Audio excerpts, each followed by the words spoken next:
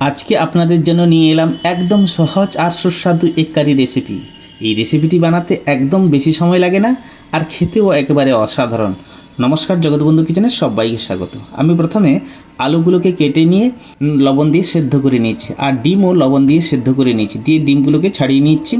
এবার নিয়ে নিচ্ছি পেঁয়াজ, টমেটো, কাঁচা লঙ্কা, ধনেপাতা, আদা রসুন বাটা সব নিয়ে নিয়েছি।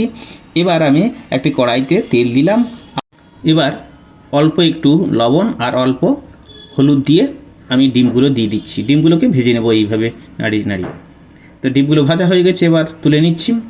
এবার দিয়ে দেবো আলুগুলো, সেদ্ধ করা আলু আমি ভেজে নিচ্ছি। আবার ভাজা হয়ে গেছে, এবার আমি তুলে নিচ্ছি।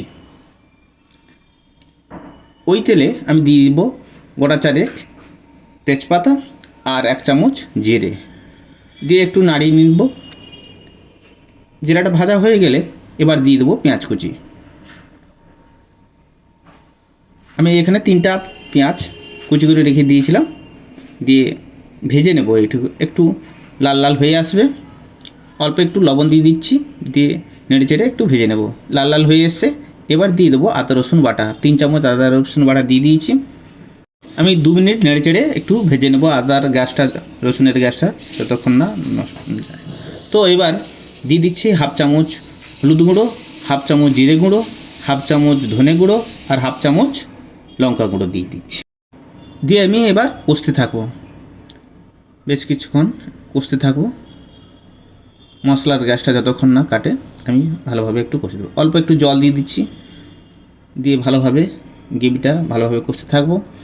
তারপর দিয়ে দিচ্ছি টমেটো পিউরি। যে টমেটো দিকে ছিল সেই টমেটোকে একটু পিউরি করে নিয়েছি, গ্রাইন্ডারে পিষে নিয়েছি, দিয়ে ভালোভাবে কষিয়ে নিয়েছি। দিয়ে দিচ্ছি এবার কাশ্মীরি লঙ্কা গুঁড়ো 1/2 চামচ, একটু কষে নেবো এটা কালারের জন্য। এবার দিয়ে দিচ্ছি অল্প একটু জল, দিয়ে ভালোভাবে আরও গ্রেভিটা কষতে থাকবো। দিয়ে এবার দিয়ে দিচ্ছি 3টা কাঁচা লঙ্কা চিড়ে দিয়েছি। এবার নাড়ি চাড়িয়ে ভাজা আলুগুলোকে আমি দিয়ে কষতে থাকবো। বেশ কিছুক্ষণ কষা হয়ে গেলে এবার দিয়ে দেবো গরম জল। গরম জল দিয়ে বেশ কিছুক্ষণ নাড়তে থাকবো, দিয়ে জল দিয়ে আমি ফুটাবো। ফুট চলে এলে এবার দিয়ে দেবো ডিমগুলি দিয়ে বেশি কিছুক্ষণ ফুটতে থাকবে। ভিডিওটি ভালো লাগলে লাইক দিন, আপনার বন্ধুদের সাথে শেয়ার করুন, কমেন্টে জানান আপনারা কোন রেসিপির সঙ্গে এগ কারি খেতে পছন্দ করেন। সাবস্ক্রাইব করুন নতুন নতুন রেসিপি পেতে।